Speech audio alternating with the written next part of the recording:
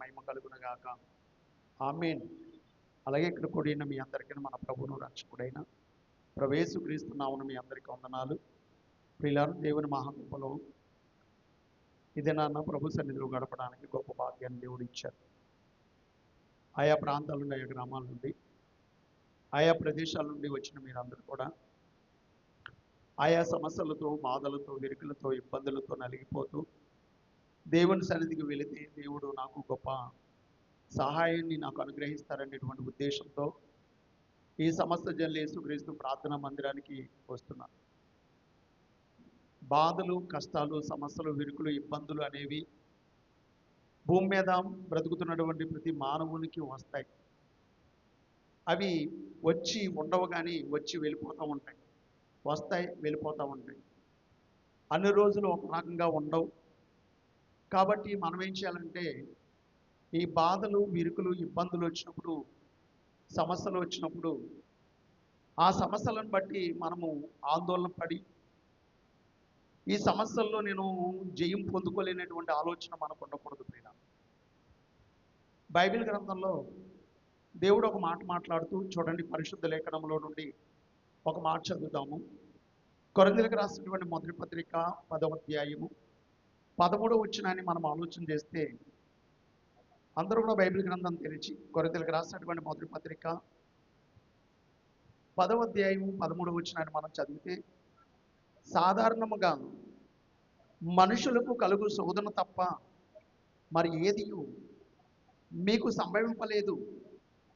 దేవుడు నమ్మదగిన వాడు, మీరు సహింపగలిగినంత కంటే ఎక్కువగా ఆయన మిమ్మలను శోధింపనీయుడు.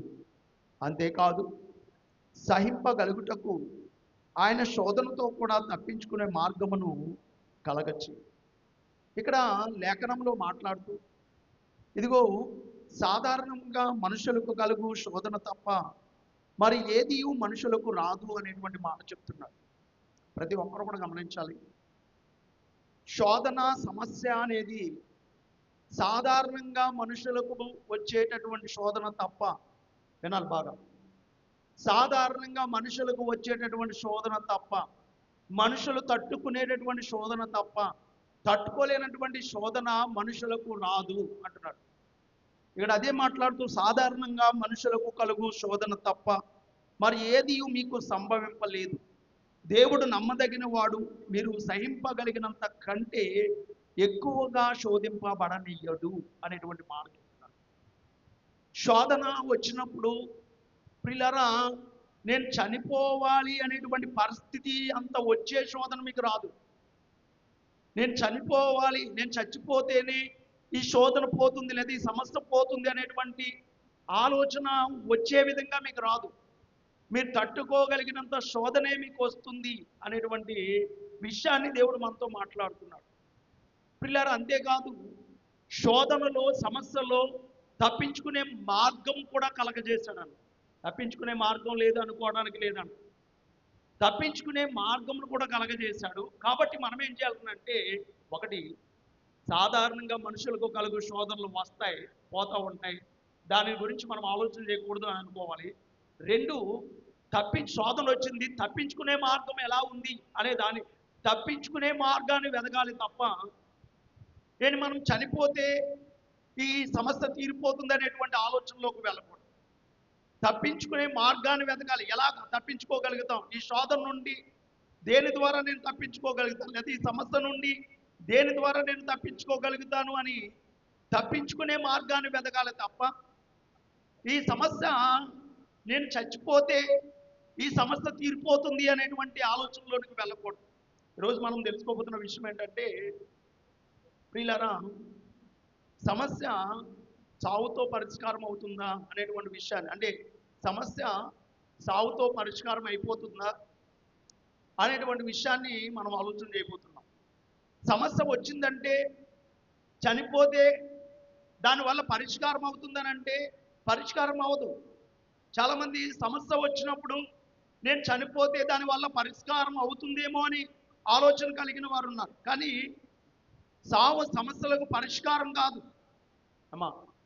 ఎంత మాత్రము పరిష్కారం అవ్వదు. చనిపోతే సమస్యలు పెరుగుతాయి తప్ప తరిగేది లేదు. ఒకవేళ చనిపోయిన ఆవిడికి ఏమైనా ఏమి పరిష్కారం కానీ లేకపోతే పరిష్కారం కాకుండా కానీ ఉండదేమో కానీ భూమి మీద ఉన్నటువంటి వాళ్ళకి ఎవరైనా గనక చనిపోతే ఆ చనిపోయిన దాన్ని బట్టి సమస్యలు పెరిగిపోతాయి తప్ప తరిగేదేమి ఉండదు. నేను చచ్చిపోతే మీరు హాయిగా ఉండండి అనుకునే వాళ్ళు ఉన్నారు. నేను చచ్చిపోతే మీరు హాయిగా ఉండండి అని అనుకుని చనిపోయే వాళ్ళు ఉన్నారు. కానీ చచ్చిపోతే హాయిగా ఉంటారని అంటే ఉండరు. ఎవరైతే హాయిగా ఉండాలని నువ్వు చనిపోవాలనేటువంటి ఆలోచన కలుగుతామో ఏంటి వాళ్ళు హాయిగా ఉంటారని అంటే హాయిగా ఉండరు. ఎప్పుడైతే చనిపోగానే వారి మీద సమస్యలు ఎక్కువైపోతాయి కనుక వాళ్ళు హాయిగా ఉండడానికి అవకాశం లేదు. ఈ రోజున పిల్లలు ఈ చనిపోవాలి అనేటువంటి ఆలోచన ఎలా వస్తుంది అసలు మనిషికి? ఈ సమస్యల వల్ల వస్తుందా లేకపోతే ఇంకా దేని వల్ల వస్తుందా? అసలు వచ్చినప్పుడు మనం ఏం చేస్తే ఆ బారి నుండి మనం తప్పించుకోగలుగుతాము అనేటువంటి విషయాన్ని మనం ఆలోచన చేద్దాము. చూడండి, మొట్టమొదటిగా ఈ చనిపోవాలనేటువంటి ఆలోచన కలగజేసేది ఎవరు? అసలు కలగజేయడానికి గల కారణం ఏంటనేది మనం తెలుసుకుందాం. చూడండి, ప్రకటన గ్రంథం 12వ అధ్యాయం 12వ వచనం చదువుదాం. చూడండి, ఇక్కడ ప్రకటన గ్రంథం 12వ అధ్యాయం 12వ వచనంలో, అందుచేత పరలోకమా, పరలోక నివాసులారా ఉత్సాహించుడి, భూమి సముద్రము మీకు శ్రమ. చూడండి, అపవాది అనగా సాతాను తనకు సమయము కొంచెమే అని తెలుసుకుని బహు క్రోధము గలవాడై మీ వద్దకు దిగి వచ్చి ఉన్నాడని చెప్పాడు. చూడండి, ఇక్కడ ఏమంటున్నాడంటే అపవాది. ఇంకా పై వచనంలో ఒక మాట ఉంటుంది, 9వ వచనంలో, కాగా సర్వలోకమును మోసపుచ్చుచు అపవాది అనియు సాతాను అనియు పేరు గల ఘట సర్పమైన ఆ ఆది సర్పము పడద్రోయబడింది. చూడండి, ఇక్కడ సర్వలోకమును మోసపుచ్చడానికి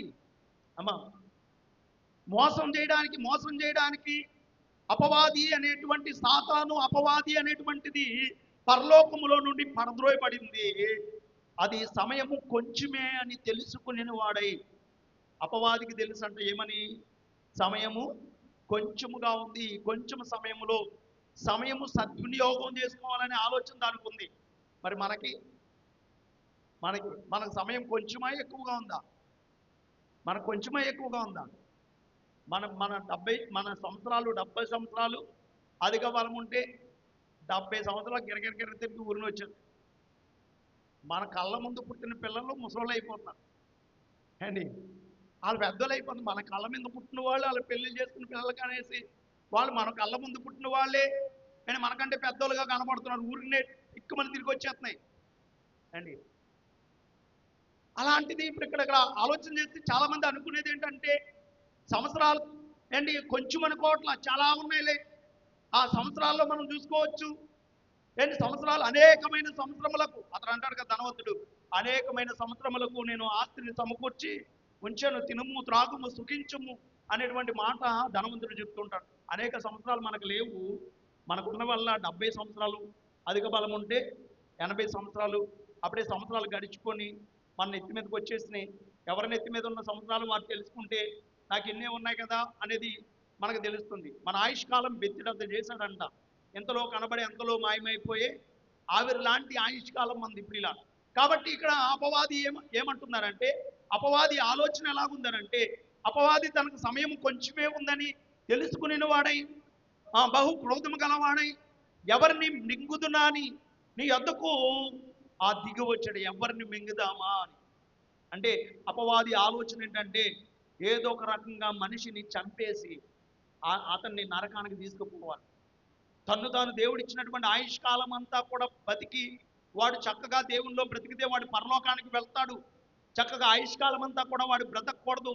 మధ్యలో వాడికి ఏదో రకంగా మోసపు మాటలు చెప్పి మోసపు ఆలోచనలు చెప్పి ఏదో ఒక రకంగా వాడిని ఏం చేయాలంటే మోసం చేసి వాడిని అర్ధంతరంగా చంపేసి వాడిని నరకానికి తీసుకుపోవాలనేటువంటి ఆలోచన కలిగేది అపవాది. అది పడద్రోయబడిందంట.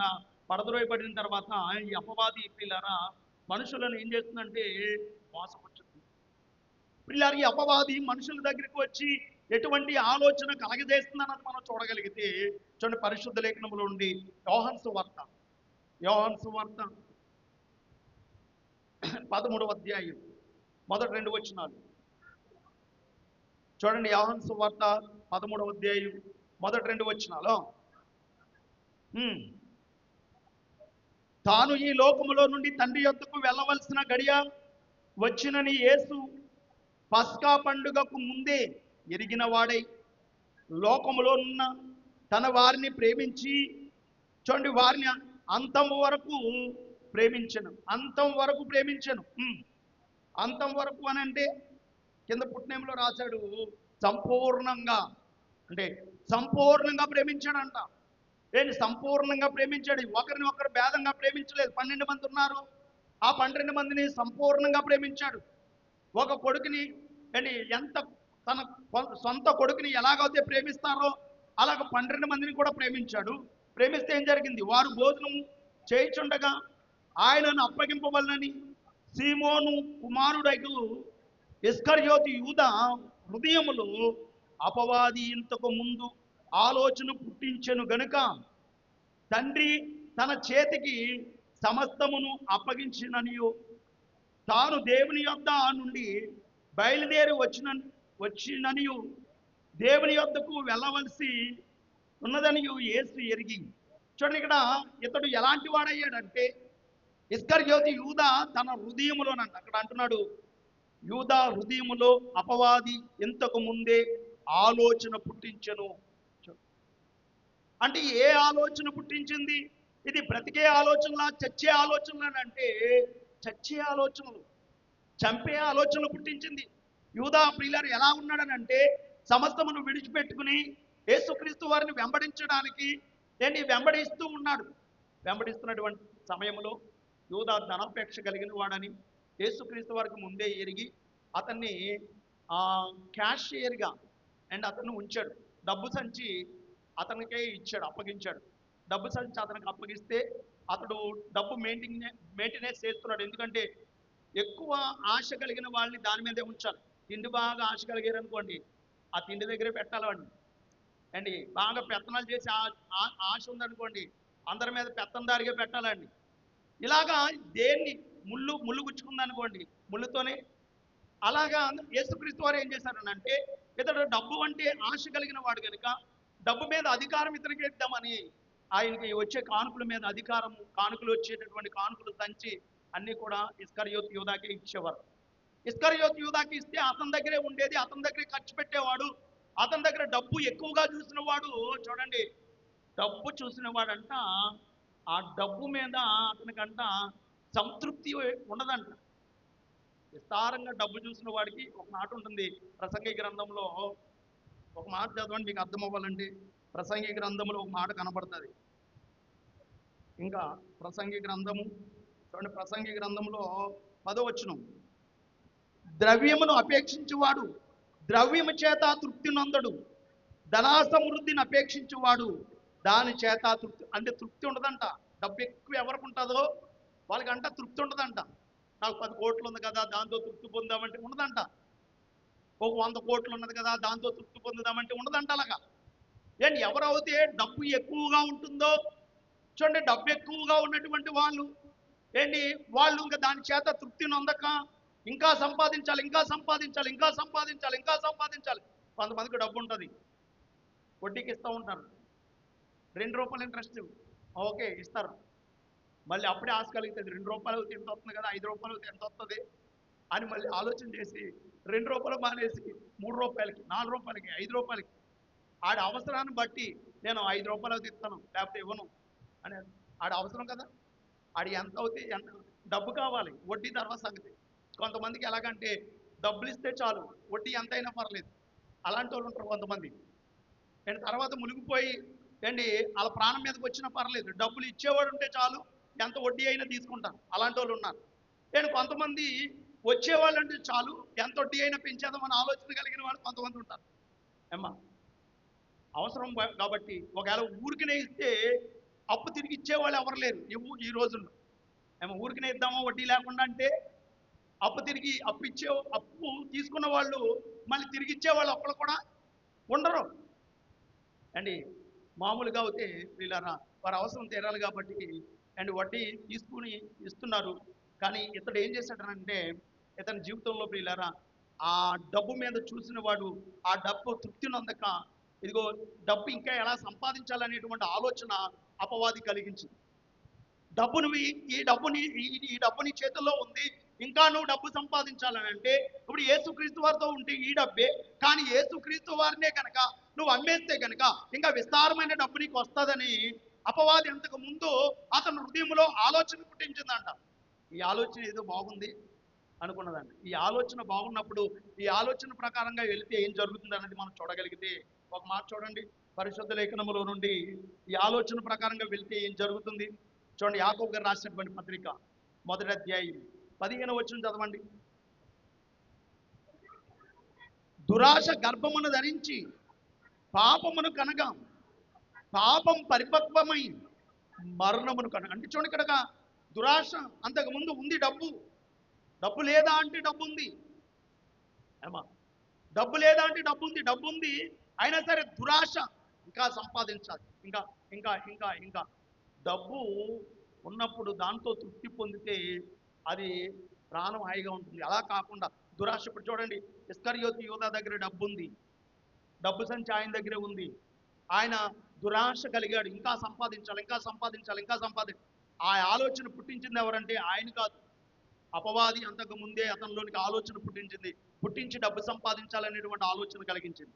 ఆలోచన కలిగించే అక్కడ అంటున్నాడు దురాశ ఏమైందంట, దురాశ గర్భమును ధరించి పాపమును కనగా పాపం పరిపక్వమై మరణం. అంటే దురాశ గర్భమును ధరిస్తే అది ఆ గర్భము ద్వారాగా ఒక పాపం బయటకు వస్తుందంట, పాపం చేస్తాడంట.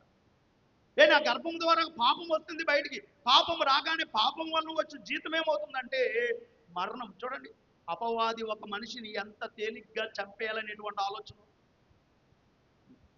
అపవాది ఎంత తేలిగ్గా ఒక మనిషిని చంపేయాలనేటువంటి ఆలోచన కలిగిందో ఒకసారి మనం ఆలోచన చేస్తే ఇంతకు ముందు ఈ ఆలోచన ఇతనికి లేదు, ప్రియులారా. ఈ ఆలోచన అపవాది అంతకు ముందే ఇస్కరియోతు యూదాలో కలిగించింది. ఇదిగో నీకు ఇది ఉంది, ఇంకా ఇది ఉంటే నీకు ఎంత బాగుంటుంది. కొంతమంది భార్యతో కాపురం చేస్తున్నావు, ఇంకొకరితో తిరిగితే నీకు ఇంకా ఇంకా బాగుంటుంది. ఒక మందు తాగుతున్నావు, రెండో కాయ తాగితే ఇంకా బాగుంటుంది. ఇదిగో నువ్వు ఇలా తిరుగుతున్నావు, అలా తిరిగితే ఇంకా బాగుంటుంది. నువ్వు ఇది చేస్తున్నావు, అది చేస్తే ఇంకా బాగుంటుంది. ఈ అపవాది ఏం చేస్తుందంటే మనం చేసిన దానితో తృప్తి పొందనివ్వకుండా ఇంకా ఏదైనా నువ్వు చేస్తే బాగుంటుందని చెప్పి ప్రియులారా మళ్ళీ అర్ధంతరంగా తీసుకువెళ్ళి ఏం చేస్తుందంటే పాపంలోనికి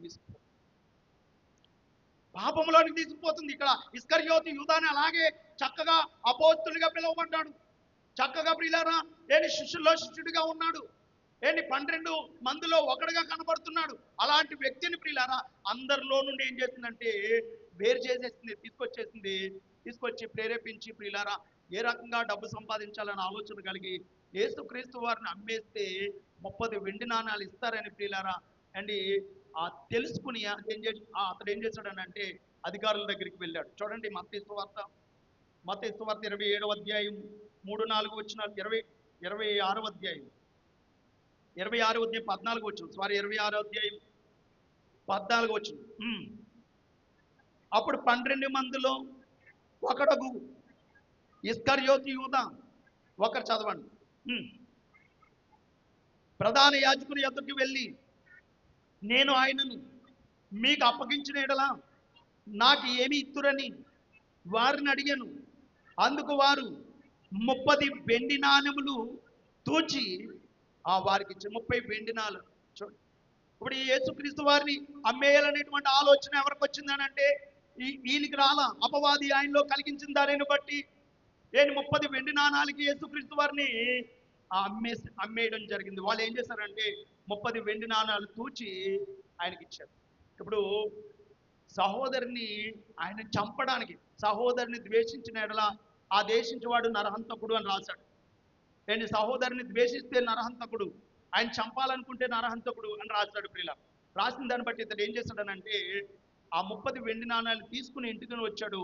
ఇంటికి వచ్చిన తర్వాత అతను అనుకున్నాడు అపవాది ప్రేరేపించింది నన్ను, నిర్దోషి అయినటువంటి ఆయనని నేను చంపాలని అనుకున్నాను, నేను చాలా తప్పు చేశాను, ఇలాంటి తప్పు చేసిన నేను ఈ డబ్బు నా దగ్గర ఉంచుకోకూడదు, అతనికి తిరిగి ఇచ్చేసి మరలా నేను క్షమించమని అడగాలనేటువంటి ఆలోచనతో 27వ అధ్యాయం 3వ వచనంలో అతడు వెళ్తాడు ప్రియుల. 27వ అధ్యాయం 3వ వచనం. అప్పుడు ఆయనను అప్పగించిన యోధ ఆయన శిక్ష విధింపబడగా చూచి పశ్చాత్తాపడి ఆ 30 వెండి నాణెములు ప్రధాన యాజకుని యొద్దకు పెద్దల యొద్దకు మరలా తెచ్చి, నేను నిరపరాధి రక్తమును అప్పగించి పాపము చేసి తిని చెప్పెను. వారు దానితో మాకేమి, నీవే చూచుకొనమని చెప్పగా అతడు ఆ వెండి నాణెములు దేవాలయంలో పారవేసి పోయి ఉరి పెట్టుకున్నాడు. ఉరి పెట్టుకుని చచ్చిపోయాడు. ఒక వ్యక్తిని ఎంత సులువుగా అపవాది చంపేస్తుందో చూడండి. అపవాది తన చేతులతో తానే చనిపోయేటట్లుగా చేస్తుంది. తన చేతులతో తానే ఎలా చనిపోయేటట్లుగా చేస్తుందంటే సులువుగా చిక్కులు పెట్టు పాపం, సులువుగా చిక్కులు పెట్టు పాపం. ఎవరైనా చంపారా? కొట్టా పెట్టని దెబ్బ. చూడండి, ఎవరైనా చంపారంటే ఎవరు చంపరు, అతని చేతులతో వెళ్ళి ఉరి పెట్టుకుని ఏమైపోయాడంటే చనిపోయాడు. అనారోగ్యం ఉందా, ఏమైనా లేకపోతే సమస్యలు ఉన్నాయా, ఇబ్బందులు ఉన్నాయా? లేవు. దురాశ గర్భమును ధరించి పాపమును కనగా పాపం పరిపక్వమై మరణమును కనగా. చూడండి, మరణం. చూడండి, ఇక్కడ కూడిన మీరు అందరూ కూడా ఆలోచన చేసి మీకు కలిగిన వాటితో తృప్తి పొందండి. ఈ సమస్య వచ్చినప్పుడు ఈ సమస్య పరిష్కారం అయిపోయిందా? ఇప్పుడు ఇస్కరియోతు యోధ ఉరి పెట్టుకుని చచ్చిపోయాడు. యేసుక్రీస్తు వారి సిలువ ఆగిందా? ఆగల. పోనీ ఇస్కరియోతు యోధ ఉరి పెట్టుకుని చచ్చిపోయాడు. 30 వెండి నాణాలు మళ్ళీ వాళ్ళు తీసుకున్నారా? తీసుకోలేదు. మళ్ళీ పోనీ ఆ 30 వెండి నాణాలు పిల్లలకు ఉపయోగపడ్డాయా? ఉపయోగపడాల. ఇప్పుడు అతను చచ్చిపోవడం ద్వారా ఏ ప్రయోజనం వచ్చింది? పోనీ పిల్లలకు ఉపయోగపడ్డా? ఉపయోగపడాల. యేసుక్రీస్తు వారి సిలువను తప్పించాడా? తప్పించలా. పోనీ ఆ డబ్బులు దేనికైనా వాళ్ళ కుటుంబానికి ఉపయోగపడ్డాయా? పోనీ నేను చచ్చిపోయాను, నా డబ్బులు నా పిల్లలకు ఉపయోగపడ్డాయి అంటాకుందా? లేదు. అంటే ఏ ప్రయోజనం లేకుండా ఆ వ్యక్తి ఏమైపోయాడంటే చనిపోవడం జరిగింది. ఏ ప్రయోజనం లేదు. కొంతమంది ఉంటారు ప్రియులారా, కొంతమంది ఉన్నారు ఏంటనంటే సమస్య వచ్చినప్పుడు ఆ సమస్య గురించి ఆలోచన చేస్తే దాని పరిష్కారం ఉంటుంది. చనిపోయడం ద్వారా అప్పుడు ఈ ఇస్కరియోతు యోధయే యేసుక్రీస్తు వారి దగ్గరికి వెళ్ళి, దేవా నేను తప్పు చేశాను నాయన, ఇదిగో నిన్ను అప్పగించడం తప్పే, నేను చేసిన తప్పు మరి ఎన్నడూ నేను చేయను, దయతో నన్ను క్షమించు అని అంటే అతడు పశ్చాత్తాపడిన దానిని బట్టి అతనికి ఏం కలుగును? క్షమాపణ కలుగును. ఆ క్షమాపణ కలిగితే అతనన్న పరలోకానికి వెళ్ళేవాడే. కానీ ఇతడు ప్రియుల చూడండి, ఇతడు చేసిన పనిని బట్టి ఇతనికి ప్రయోజనం లేదు, ఇతని కుటుంబానికి ప్రయోజనం లేదు, ఆ యేసుక్రీస్తు వారికి ప్రయోజనం లేదు, అక్కడ ఉన్నటువంటి సమాజానికి ప్రయోజనం లేదు. ఇతడు వెళ్ళిన తర్వాత పరలోకం ఏమైనా ఉంది అని అంటే బైబిల్లో చెప్తాడు, ఇస్కరియోతు యోధ తన చోటును పోగొట్టుకున్నాడు. ఒక మనిషి తన్ను తాను ఆత్మహత్య చేసుకున్నట్టు ద్వారా ఎన్ని ప్రాబ్లమ్స్ ఎదురైనవి చూడండి. ఒక వ్యక్తి తన్ను తాను నేను చనిపోవడం వల్ల నా సమస్య పరిష్కారం అయిపోతుంది అనేటువంటి ఆలోచన చేసి చనిపోదాం అనేటువంటి ఆలోచన కలిగితే పిల్లరా, అలాంటి ఆలోచన మైండ్లోకి వస్తే తర్వాత ఆ సమస్య పరిష్కారం అవుతుందని అంటే పరిష్కారం కాల. ఇస్కరియోతు యోధ జీవితంలో పరిష్కారం కాల.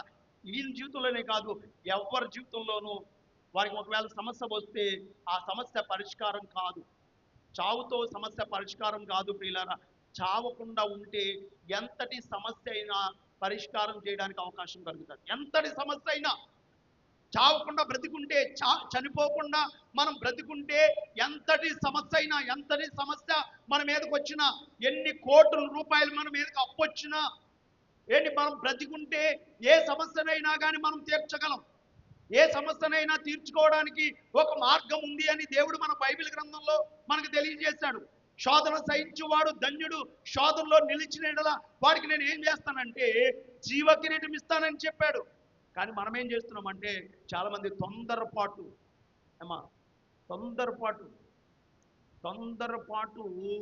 మన ప్రాణానికి ప్రమాదం. తొందరపాటు మనకి ఎవరికి కోపం వస్తుంది, వచ్చినప్పుడు దాన్ని అణుచుకోవాలి. కోపం వచ్చినప్పుడు కోపం వస్తుంది, ఉద్రేకం వస్తుంది. కొంతమంది ఆడపిల్లలకు కానీ మగపిల్లలకు కానీ పిల్లలు ఉద్రేకం వస్తూ ఉంటుంది. మొన్న ఒక ఆవిడ పిల్లి చచ్చిపోయిందని పిల్లి, తన పెంచుకున్న పిల్లి చచ్చిపోయిందని ఏం చేసింది? డిగ్రీ స్టూడెంట్ అంట, డిగ్రీ స్టూడెంట్ పెంచుకోవద్దు అన్నారని వదిలేయమని చెప్పారని ఆ డిగ్రీ స్టూడెంట్ ఆవిడ ఆ ఊరేసుకుని చచ్చిపోయింది. పిల్ల ఊరేసుకుని చచ్చిపోయింది అండి. మన మందిరానికి వచ్చిన సహోదరి రేఖ పోయిన వారం అండి. వర్తమానం ఎందుకు చెప్తున్నానంటే అలాంటి పరిస్థితికి ఎవరికి రాకూడదండి. చాలా చాలా ఇక్కడికి వచ్చి చాలా వాక్యం ఉండేది, కన్నీళ్లతో వాక్యం అనేది. తనలో ఉన్నటువంటి వ్యాధిని బట్టి నేను కూడా వాక్యం చెప్తూ ఉండేవాడిని ఆవిడని బలపరచడానికి. ఊరికనే మరి ఆవిడ అంటే ఊరికనే ఆవిడ పురుగుల మందు తాగి చనిపోయింది పోయిన వారంలో. ఈ వారం కదా, అంత ముందు వారంలో. ఇలాంటి ఆలోచన మనకు రాకూడదు. పిల్లలు వస్తే ఆ సావు సమస్యలకు పరిష్కారం అవుతుందనంటే అవదది. సమస్యలు పెరిగిపోతాయి, ఇంకా ఎక్కువ సమస్యలు పెరిగిపోతాయి. ఇప్పుడు ఆవిడ చనిపోయింది. ఒకటి, ఆ బిడ్డలు అనాథలైపోయారు, 2 మగబిడ్డలు. 2, తన భర్త మీద నిందపడింది. తన భర్త అవసరమైతే జైలుకి వెళ్తాడు. ఇంకా అండి వారి కుటుంబ సమస్యలు, అనేకమైన సమస్యలు పెరిగిపోతున్నాయి. సమస్యలు పెరిగిపోయినాయి కానీ ఆవిడ అనుకున్నది నేను చచ్చిపోతే ఈ సమస్య పోతుంది అనేటువంటి ఆలోచనతో ఉంటాయి. బాగా గమనించండి, పిల్లలు కానీ పెద్దలు కానీ వృద్ధులు కానీ ఎవరైనా సరే చనిపోతే సమస్య తీరిపోదు. చనిపోతే చాలా నష్టం. ఒక మనిషి ఆత్మహత్య చేసుకున్నట్టు ద్వారా తనకి, ఇంటి వారికి, అనేకులకు చాలా నష్టం. ముఖ్యంగా తనకు నష్టం. ఏంటి తనకు నష్టం అంటే, ఒకటి ప్రాణం కోల్పోతుంది, 2 డైరెక్ట్గా నరకానికి వెళ్ళిపోతుంది. ఆమె చక్కగా మందిరంలో ఉండేది, ప్రార్థన చేసుకునేది, రక్షించబడింది, అన్నీ బాగున్నాయి.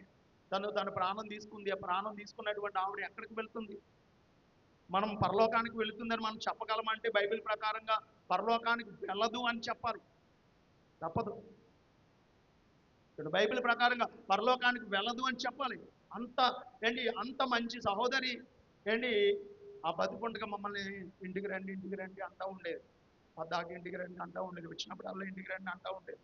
కానీ చనిపోయిన తర్వాత వెళ్ళేది ఎప్పుడు వెళ్దామన్నా కుదిరేది కాదు, ఇప్పుడు వెళ్దామన్నా కుదిరేది కాదు. ఇంటికి రండి అంటూ ఉండేది. అమ్మగారితో చెప్తూ ఉండేవాడిని, ఇంటికి రమ్మంటుందమ్మ, బుజ్జి వెళ్దామమ్మ అంటే ఎప్పటికప్పుడే లేట్ అయిపోతూ ఉండేది. ఆ ఊరు వచ్చేటప్పటికి అర్జెంటుగా లేట్ అయిపోతూ ఉండేది. వచ్చేస్తూ ఉండేవాళ్ళు, ఏదో ఒక అర్జెంట్ పని అవసరం వెళ్తూ ఉండేది. వెళ్ళనివ్వలేదు అసలు, అటుకేసి వాళ్ళ ఇంటికేసి వెళ్ళనివ్వలేదు అసలు నేను ఎందుకు ఈ విషయం చూడండి. ఇస్కరియోతు యూద వెళ్ళి ఉరిపెట్టుకుని చనిపోయాడు. చనిపోవడం ద్వారా అతనికి ఏమైనా ప్రయోజనం కలిగిందని అంటే అతను ప్రయోజనం కలగల. వెళ్ళిపోయి ఉద్రేకంతో ఇలాంటి వాడిని నేను ఉండకూడదు, నేను ఉంటే అనవసరంగా నేను ఉండి ఆయన నమ్మేశాననేటువంటి ఆలోచనతో ఉరిపెట్టుకు చనిపోయాడు. చనిపోవడం ద్వారా అతనికి ఏమైనా ప్రయోజనం వచ్చిందని అంటే ప్రయోజనం కలగలేదు. అంటారు. ఈ రోజున బాగా గమనించండి, మీ అందరికీ నేను చెప్పబోయే విషయం ఏంటంటే, ఎవరైనా సరే అనేకమైన సమస్యలు వచ్చినా, ఇబ్బందులు వచ్చినా, విరుకులు వచ్చినా, అనేకమైన నిందలు వచ్చినా, అవమానాలు వచ్చినా, తలెత్తుకోలేనటువంటి పరిస్థితి మీకు వచ్చినా కానీ నేను చనిపోవాలి అనేటువంటి ఆలోచన మాత్రం రాకూడదు. ఎందుకు రాకూడదనంటే మీరు చాలా నష్టపోతాం. అలా ఆలోచన కలిగిన వాళ్ళు చాలా నష్టపోతారు ప్రియులారా. ఏ నష్టపోతారని అంటే ఆఖరికి ప్రియులారా, ఈ బాధలు పడే కంటే చనిపోదే మెరుగు అనుకుంటే చనిపోయిన తర్వాత అసలైన బాధ స్టార్ట్ అవుతుంది. ఏంటంటే నరకంలోకి వెళ్ళి యుగ యుగాలు నరకంలో కాలిపోతూ ఉంటారు. ఈ బాధలను చూస్తే ఆ బాధ మహా పెద్దది ప్రియులారా. ఇది సులకని శ్రమ అన్నాడు భక్తులైన వారు. సులకని శ్రమ అంటే చిన్న శ్రమ. ఈ చిన్న శ్రమ మీరు తట్టుకుంటే మీరు పరలోకానికి వెళ్తారు అనేటువంటి మాట చెప్పాడు. మరొక వ్యక్తి ఆలోచన మనం చేస్తే కనుక చూడండి, మరొక వ్యక్తి తన జీవితంలో ఏం జరిగిందన్నది మనం చూడగలిగితే చూడండి, సమూయేలు మొదటి 2వ గ్రంథం 17వ అధ్యాయం. సమూయేలు 2వ గ్రంథం 17వ అధ్యాయం 23వ వచనం ఒక మాట. 23వ వచనం, అహీతోపెలు తాను చెప్పిన ఆలోచన జరగకపోవట చూసి గాడిదకు గంత కట్టి ఎక్కి తన ఊరినున్న తన ఇంటికి పోయి తన ఇల్లు చక్కబెట్టుకుని ఉరి పోసుకుని చనిపోయాడు. ఇదంతా సలహాదారిగా ఉన్నాడు. రాజులకు సలహాలు ఇచ్చేవాడు. రాజులకు సలహాలు ఇస్తూ ఉండేవాడు సలహాదారిగా. అండ్ రాజు దగ్గర ఉండేవాడు. ఈ రాజు దగ్గర సలహా ఇస్తూ ఉన్నటువంటి ఇతడు ప్రియులారా అబ్షాలోముకి సలహా ఇచ్చాడు. సలహా ఇస్తే అబ్షాలోము ఆ సలహాను వినలేదంట. ఆ సలహా మంచిది కాదని దాన్ని విడిచిపెట్టాడంట. చూడండి 17వ వచనం మనం చదివితే, దావీదు అలసట నుండి చదవం 17వ అధ్యాయం 17వ అధ్యాయం 1వ వచనం. దావీదు అలసట నుండి బలహీనంగా ఉన్నాడు. అతను చెప్తున్నాడు అన్నమాట. అంటే సలహా చెప్తున్నాడు. కనుక నేను అతని మీద పడి అతని బెదిరించిన ఎడల అతని యొద్దనున్న జనులందరూ పారిపోవుదురు.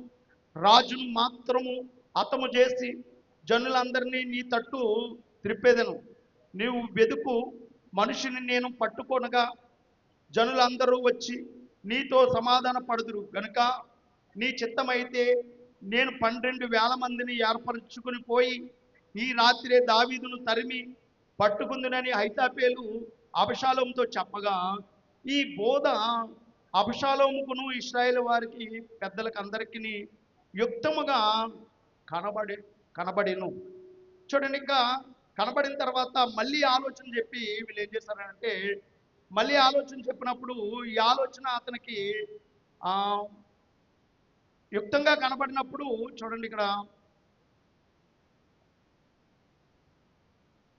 11వ వచనం 10వ వచనం కానీ చదవండి, లేదా 11వ వచనం కానీ.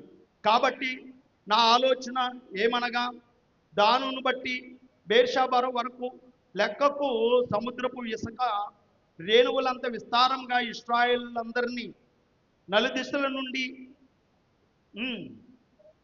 నీవు స్వయముగా యుద్ధమునకు పోవలెను. అప్పుడు మనము అతడు కనబడిన స్థలములో ఏదో ఒక దాని మీద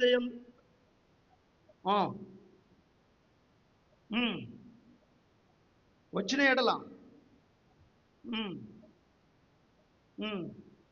14వ వచనం, అబ్షాలోము ఇశ్రాయేలు వారందరూ ఈ మాట విని అర్కీయుడగు హూషై చెప్పిన ఆలోచన అహీతోపెలు చెప్పిన ఆలోచన కంటే యుక్తమని ఒప్పుకునేది. అంటే ఇద్దరు ఆలోచనలు చెప్పారు. ఇద్దరు ఆలోచనలు ఎవరనంటే, హూషై చెప్పిన ఆలోచన, అహీతోపెలు చెప్పిన ఆలోచన. అంటే వీళ్ళిద్దరు చెప్పినప్పుడు ఇతడు ఆలోచన జరగలేదంట. జరగకపోయేటప్పటికి నేను రాజుకి ఆలోచన చెప్పాను, ఆ ఆలోచన నెరవేరలేదు, కాబట్టి ఇంకా నేను బ్రతకడం ఎందుకు? తప్పే అసలే. కారణం చూడండి, ఎంత కారణం. అతడంట రాజుకి ఆలోచన చెప్పాడంట, ఆ ఆలోచన ఏమవలేదు, అది నచ్చలేదు, రాజుకు నచ్చలేదు, అది చేయలేదు, అది జరగలేదు. ఇప్పుడు జరగకపోయేటప్పటికి నేను ఇంకా ఆ రాజ్యంలో ఉండి నేను చెప్పినటువంటి ఆలోచన ప్రకారంగా చేసేటటువంటి వారు ఇప్పుడు నేను చెప్పిన ఆలోచన పనికి రాలేదు. ఇతడు ఆలోచన అంట ఎలాగుండేదని అంటే, ఒక పరలోకములో నుండి చెప్పినటువంటి ఆలోచన లాగా ఉండేదంట. చూడండి, ఆ మాట కూడా కనపడుతుంది. ఇతడు చెప్పినటువంటి ఆలోచన ఎలాగుంటుందని అంటే,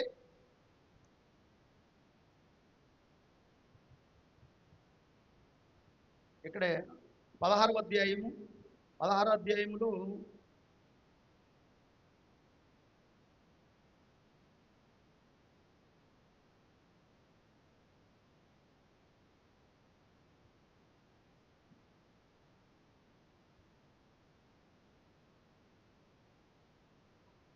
23 నుంచి చదవండి. ఆ దినములలో అహీతోపెలు చెప్పిన ఏ ఆలోచన అయినను ఒకడు దేవుని యొద్ద విచారణ చేసి పొందిన ఆలోచన అయినట్టుగా ఉండేది. అంటే అహీతోపెలు చెబితే ఆ దేవుడి దగ్గరికి వెళ్ళి ఆలోచించుకుని వచ్చేసి చెప్పినట్టుగా ఉంటుందంట.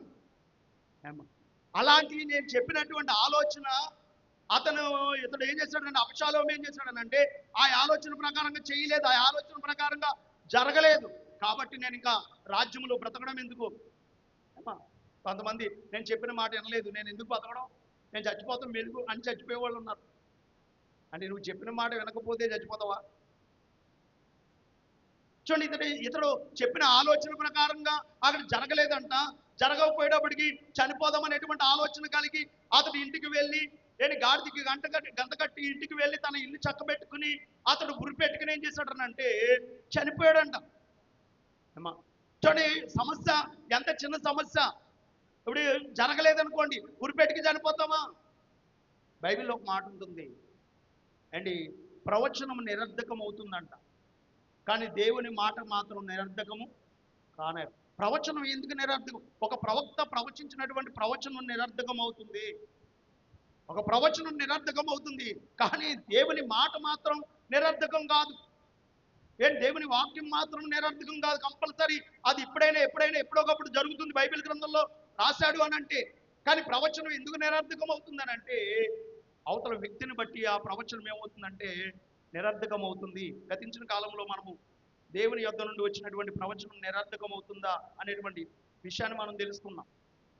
చూడండి, ఇక్కడ ఆలోచన మనం చేస్తే ఇతడు చెప్పిన ఆలోచన, చెప్పిన మాట అది నిరర్ధకమయ్యేటప్పటికీ నేను ఇంకా బ్రతకడం ఎందుకు, నేను చనిపోవాలి. చూడండి, ఇది ఇతనికి కలిగిన ఆలోచన అంటే ఇతనికి కలిగిన ఆలోచన కాదు. అపవాది ఇతనిలో ప్రవేశించి నువ్వు ఎలాంటి నువ్వు దేవునితో మాట్లాడి చెప్పినట్లుగా ఉండేది నీ మాట, అలాంటిది నీ మాట ఉప్పు కారం లేకుండా తీసి పారేసారాలు ఏదో అంటారు కదండి. నీ కారం ఉప్పు, నీ మాట ఉప్పు కారమా ఏదో అంటారు కదా.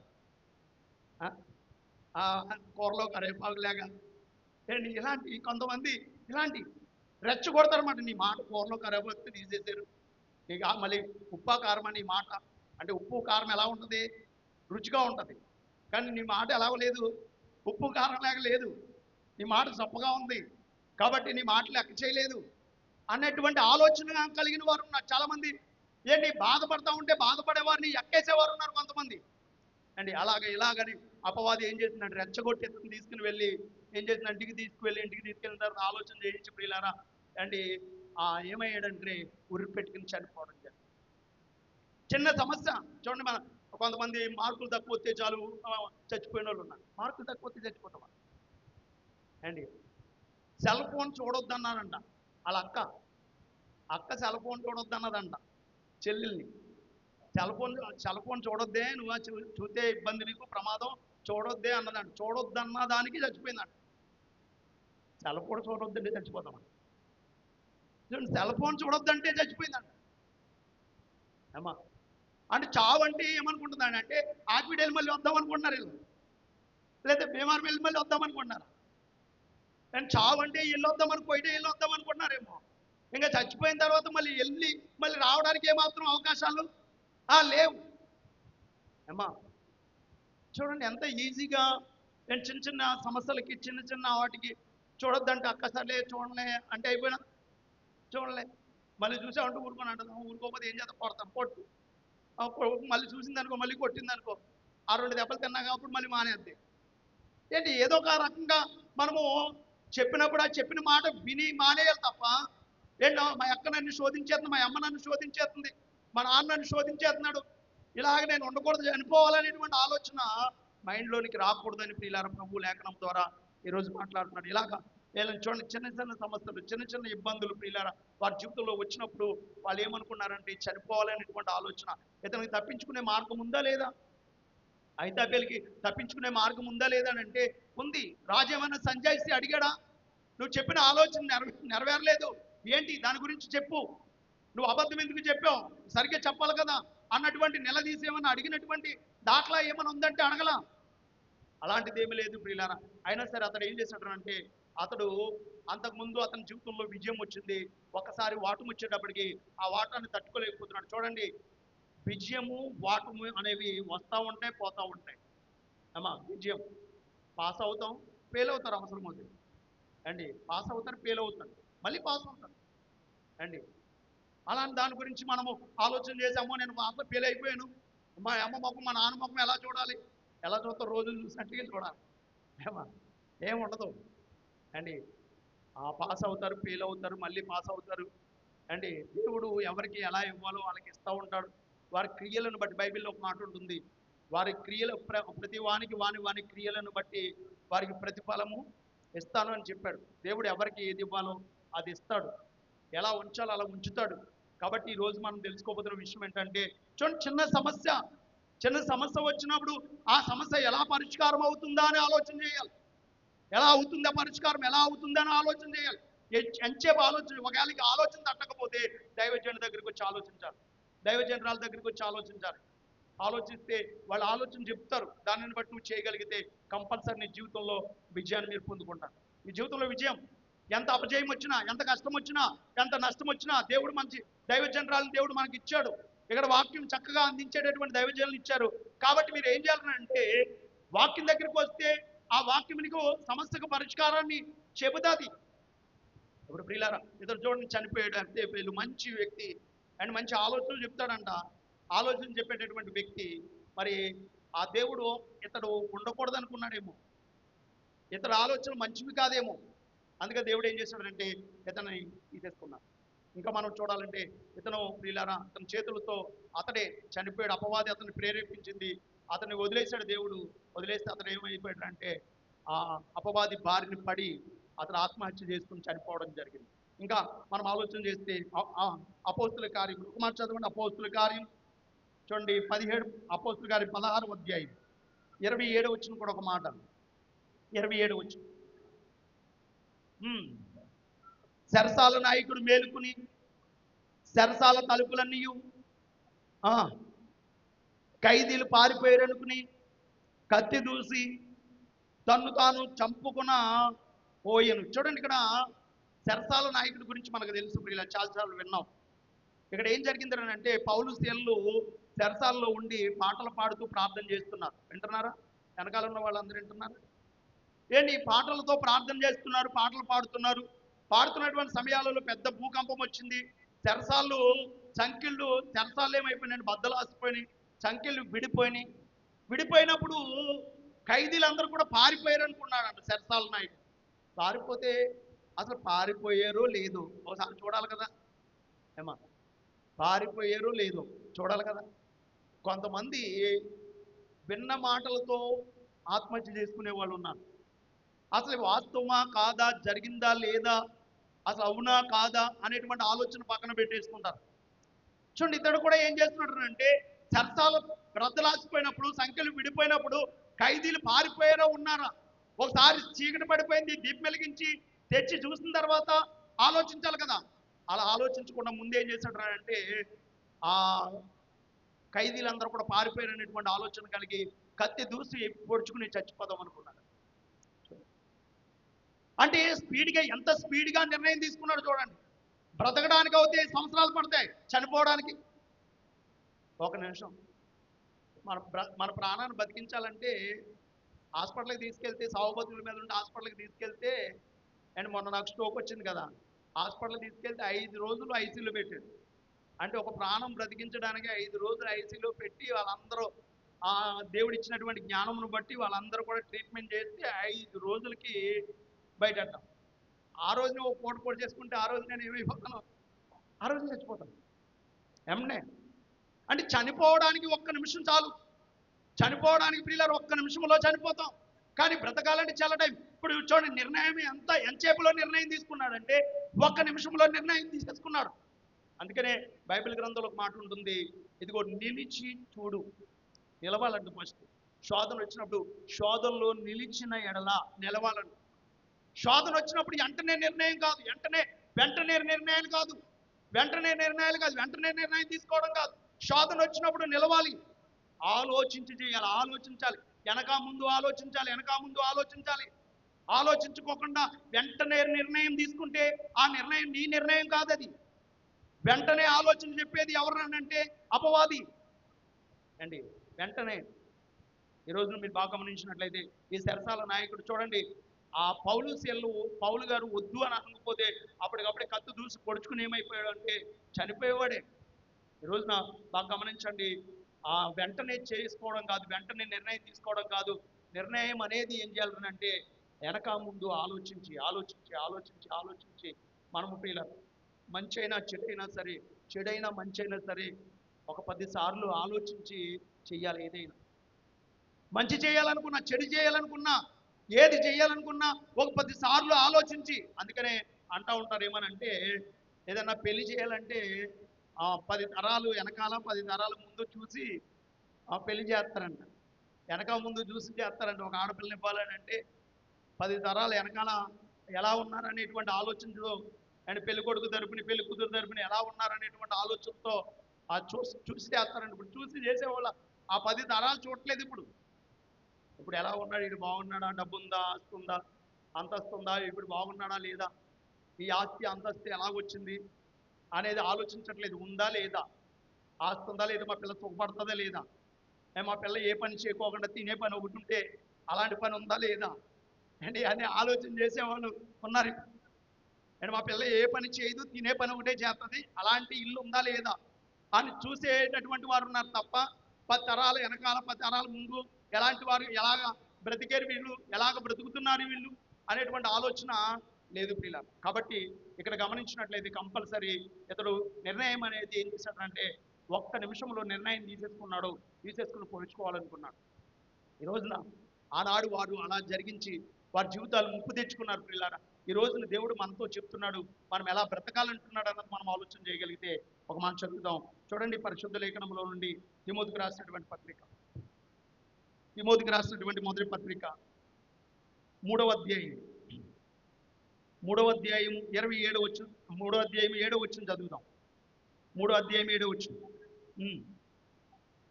తిమోతికి రాసినటువంటి మొదటి పత్రిక 3వ అధ్యాయం 7వ వచనం చదవండి.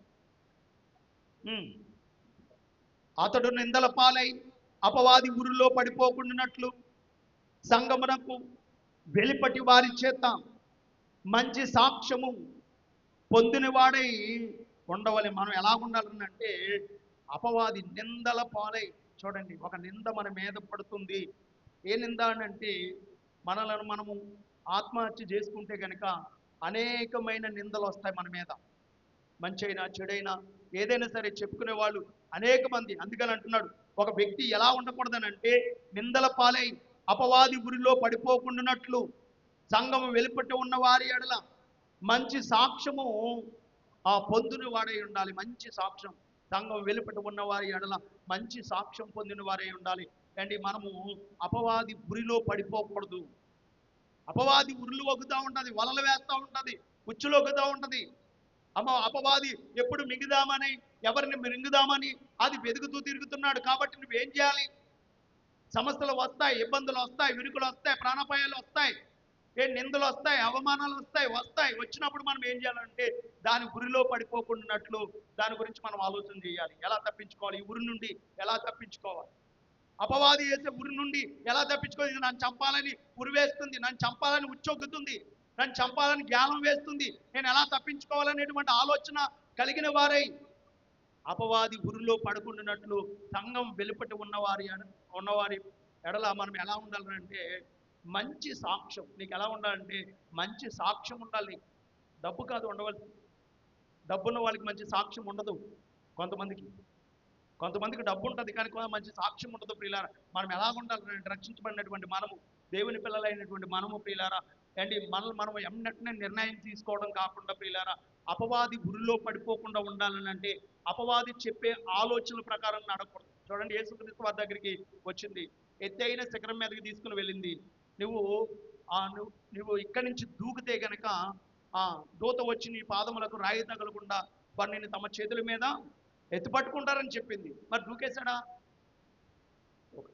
దూకు దూకు దూకు దూకు అంటది. దూకైతే ఏమవునంటే ఆత్మహత్య చేసుకున్నట్టు. ఆత్మహత్య చేసుకుంటే ఒకసారి తన ఆత్మను చంపుకుంటే ఏం జరుగుతుందో ఒక మాట చదవండి. పరిశుద్ధ లేఖనంలో నుండి మత్తయి సువార్త 12వ అధ్యాయం 31వ వచనం చదవండి. ఆత్మకు విరోధంగా మనం పాపం చేస్తే ఏం జరుగుతుంది? కాబట్టి నేను మీతో చెప్పినదేమనగా మనుషులు చేయు ప్రతి పాపమును దోషనయు వారికి క్షమింపబడును గాని ఆత్మ విషయమైన దూషణ పాప క్షమాపణ లేదు.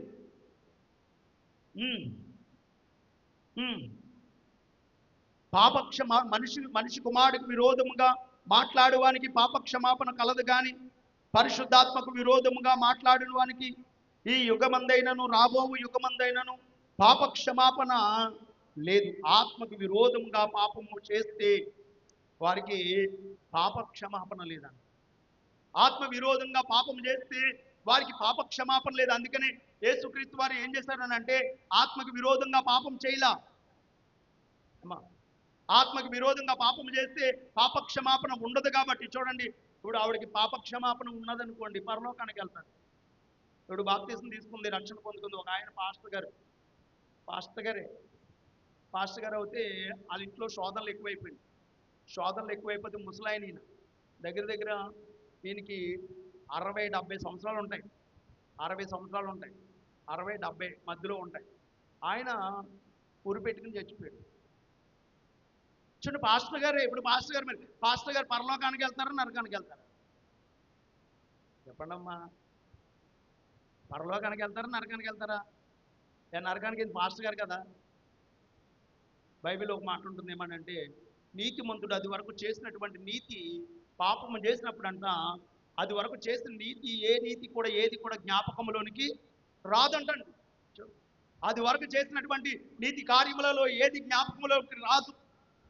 కాబట్టి అక్కడ ఆ పాస్టర్ గారు ఏమవుతారనంటే, ఆ పాస్టర్ గారికి చేసినటువంటి పాపమును బట్టి ఆత్మకు విరోధముగా పాపం చేస్తే గనక వాళ్ళకి ఏముండదంటే పాప క్షమాపణ లేదు.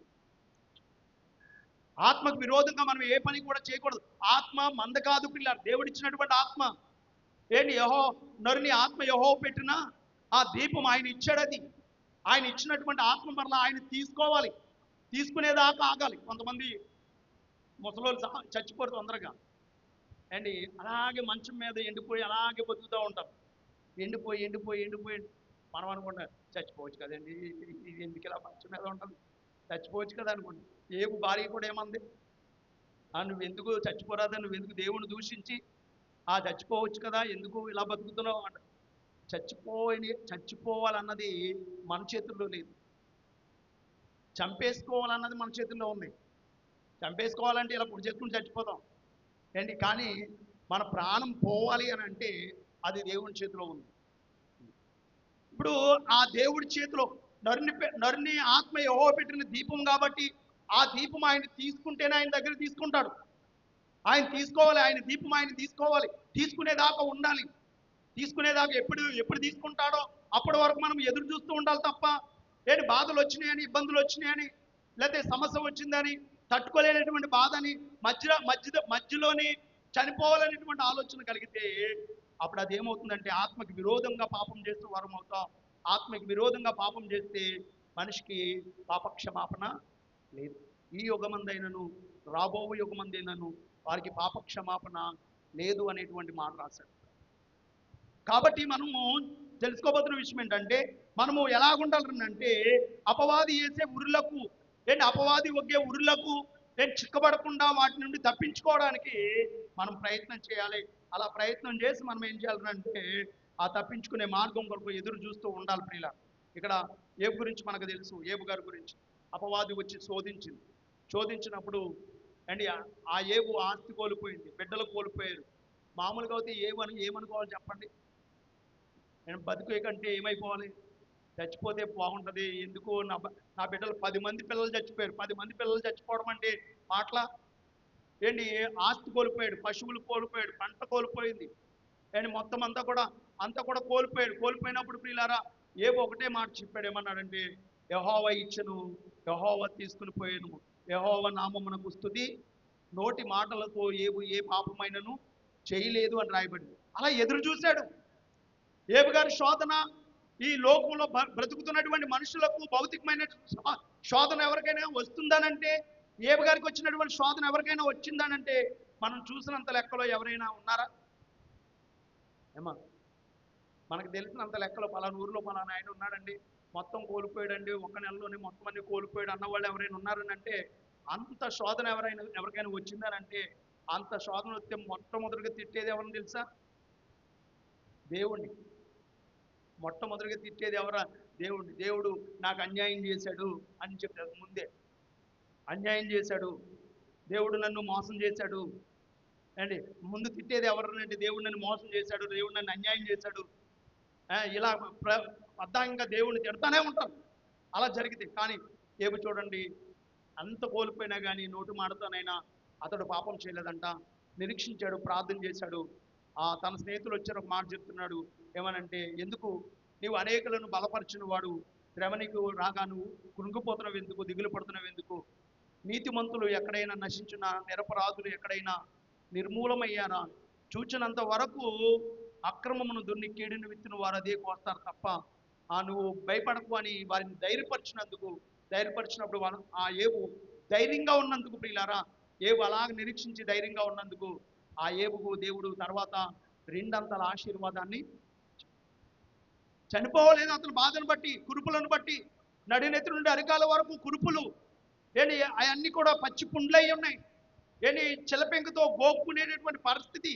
అలాంటి పరిస్థితుల్లో ప్రియులారా ఏవు గారు ఎలా ఉన్నాడంటే చెక్కు చెదరకుండా విశ్వాసం కలిగి, నిరీక్షణ కలిగి ఎదురు చూశాడు. ఏవు గారికి ఉన్నటువంటి నిరీక్షణ, ఏవు గారికి ఉన్నటువంటి విశ్వాసం మన జీవితంలో ఉండాలి.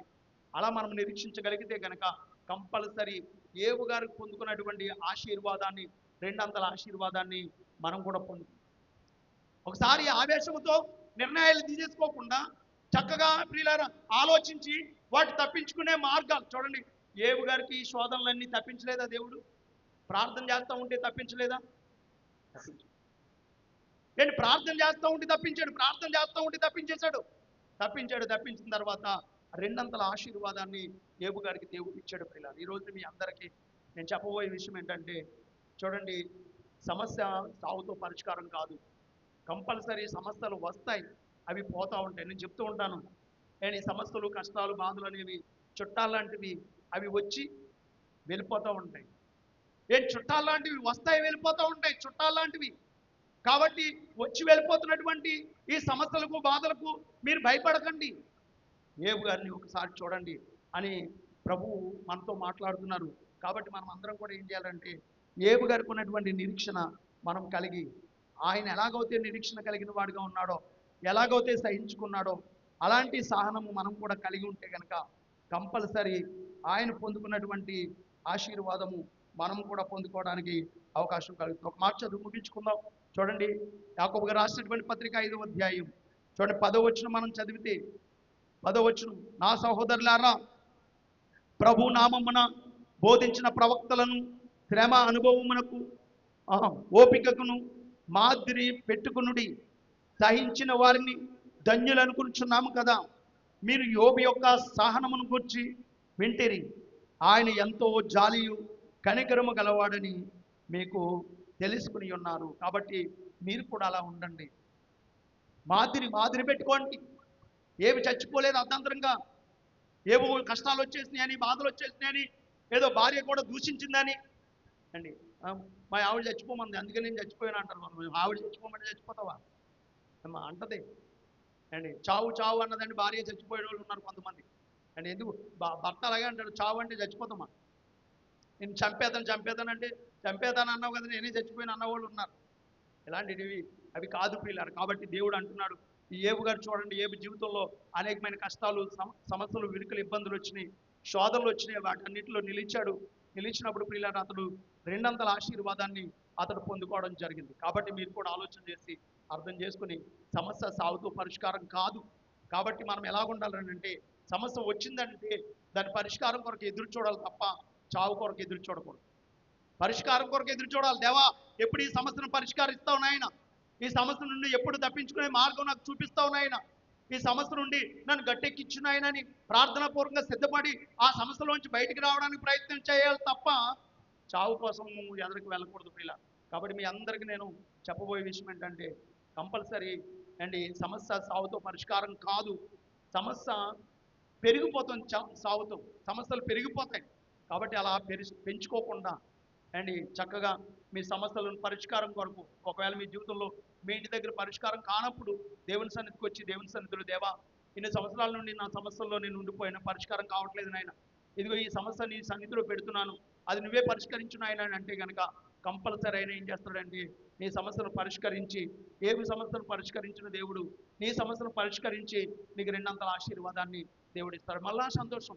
సహోదరి, అలా నిలిచి ఉండి కొన్ని రోజులు అలా ఓపిక కలిగి ఉంటే కనుక అండ్ చక్కగా మరలా బిడ్డలతో, భర్తతో కలిసి ఆనందంగా బ్రతికే జీవితం ఉండేది. ఉండిలో ఒక సహోదరి చచ్చిపోయడానికి వెళ్ళిపోయి డామ్ మీద నుంచి ఫోన్ చేసింది. ఒక ఆవిడ ఉండి, ఆ ఉండిలో ఒక ఆవిడ చనిపోవడానికి వెళ్ళిపోయి డామ్ మీద ఉంది, ఇక్కడ డామ్ మీద నుంచి ఉంది. ఇంకా మాకు చివరిలో ప్రార్థన చేయించుకుని దూకేసి చచ్చిపోదాం అనేసి అమ్మగారికి ఫోన్ చేసింది. అమ్మగారు మాట్లాడుతుంటే ఎవరంటే పలానా ఆవిడ అని చెప్పింది. మరి ఏంటమ్మనంటే అలా ఆయన అలా ఆయనకి ఆవిడకి దెబ్బలాట వచ్చిందంట. అలా ఆయన సరిగ్గా చూడలేదు, చచ్చిపోదామని అనుకుంటుంది. ఇగో దూకేతానక్క, నీతో ప్రార్థన చేయించుకుని దూకేద్దామని నేను అడుగుతున్నాను అక్క అని అంటే ఫోన్ నాకు ఇచ్చింది. నాకు ఇస్తే అమ్మ ఇప్పుడు చచ్చిపోతాం అనుకో, మీ ఆయన నీకోసమే ఎదురు చూస్తాడా? మీ ఆయన ఇంకో పెళ్లి చేసుకోడా? ఇప్పుడు తిరుగుతున్నటువంటి ఆయన మానేస్తాడా?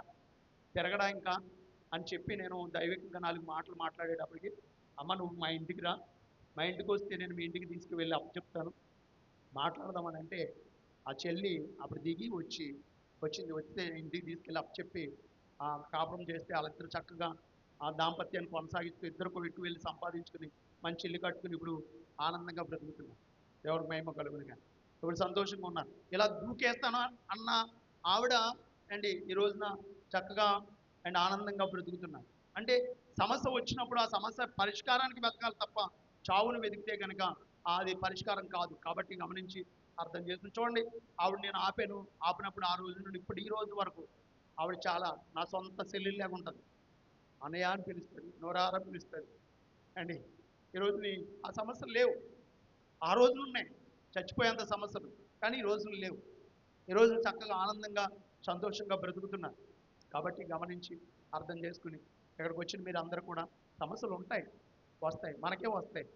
ఆ మానులకు కానీ, చెట్లకు కానీ, చీమలకు కానీ వాటికి రావు. అవి వాటికి రావు, కానీ మనకు వస్తాయి. మనకు వచ్చినప్పుడు వస్తాయి. ఆ దేవుని సన్నిధిలో ప్రార్థిస్తే పోతాయి, అవి ఉండేవి కాదు. కాబట్టి మీరు గమనించవలసిందిగా ప్రభు పేరు మనవి చేస్తూ, అండ్ దేవుడు ఏబుని సమస్యలు వచ్చి నిరీక్షించాడు, ఓర్చుకున్నాడు, సహించుకున్నాడు. అండ్ ఆ సమస్య పరిష్కారం కొరకు ఎదురు చూశాడు. రెండంతల ఆశీర్వాదములకు వెళ్ళాడు. తర్వాత కోల్పోయిన అన్నీ కూడా సమకూర్చుకున్నాడు. బంధువులు, రక్త సంబంధులు, భార్య, పిల్లలు అందరూ వచ్చారు. చక్కగా మరలా మొదటి జీవితం కంటే రెండంతల ఆశీర్వాదంతో జీవితం కొనసాగించాడు. తర్వాత అతడు చక్కగా పరలోకానికి వెళ్తాడు. మధ్యలోనే సమస్యలు వచ్చినప్పుడే చచ్చిపోతే, ఆత్మహత్య చేసుకుంటే నరకానికి వెళ్ళేవాడే. అతడు మళ్ళీ రెండంతల ఆశీర్వాదాన్ని పొందుకునేవాడు కాదు. కాబట్టి మంచి జీవితం పోగొట్టుకోకండి, మంచి జీవితం జారవిడ్చుకోకండి. సమస్యలు వస్తాయి, కంపల్సరీ ఆ సమస్యల కోసం పరిష్కారం కొరకు ఎదురు చూద్దాం, ప్రార్థన చేద్దాం. ఈ మాటలు దేవుడు మన వెనుకడలో దీవించి ఆశీర్వదించి ఫలింపచేయును గాక. ఆమేన్. ప్రార్థన చేద్దాం. మోకరించండి, ప్రార్థన చేసుకుందాం. అమ్మగారు ప్రార్థన చేస్తారు. ప్రార్థన చేసుకుందాం. అమ్మగారు ప్రార్థన చేస్తారు.